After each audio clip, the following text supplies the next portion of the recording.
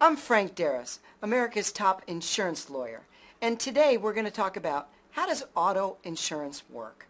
Since every state has auto insurance coverage requirements that require some type of car insurance or proof of financial responsibility, it's a great idea to get familiar with what your state's minimum requirements are. Your insurance rate is going to be based on a variety of factors, including your age, gender, location and where your vehicle is parked or stored, the make, model, and safety features of your car. The insurance company is always going to look at your driving record, your credit score to see how timely you are, and how often and how far you drive. The types of coverage on your auto insurance is going to include the liability.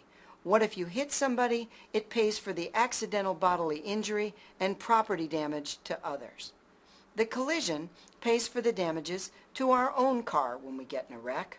Comprehensive pays for the loss or damage to our vehicle if we're not involved in an accident. For example, we've got fire damage, wind, flood, vandalism, or theft. Or we come out, we look at our windshield, and we got that darn rock spot in there, and we need to get the windshield replaced. That's comprehensive. And the medical coverage pays medical expenses regardless of fault. If you live in a personal injury protection or PIP state, that insurance is going to pay the medical expenses for the insured driver regardless of fault. Uninsured or underinsured motorist coverage pays for your car's damage when an accident's caused by a driver who's driving around without insurance or who's got less insurance than you're carrying. Rental reimbursement will pay for a rental car if your car's damaged during an accident.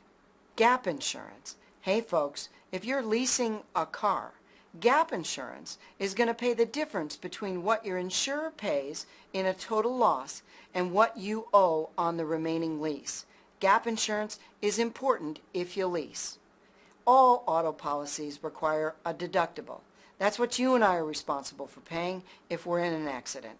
The personal auto policy, or PAP, is the most common auto insurance policy sold today.